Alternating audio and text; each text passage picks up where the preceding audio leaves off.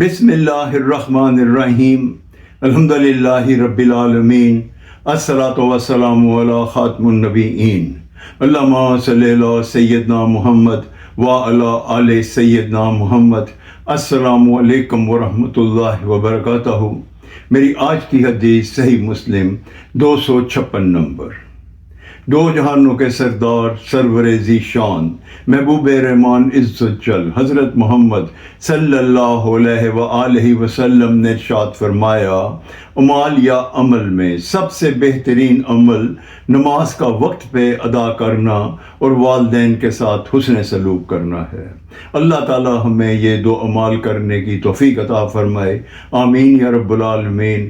السلام علیکم ورحمۃ اللہ وبرکاتہ۔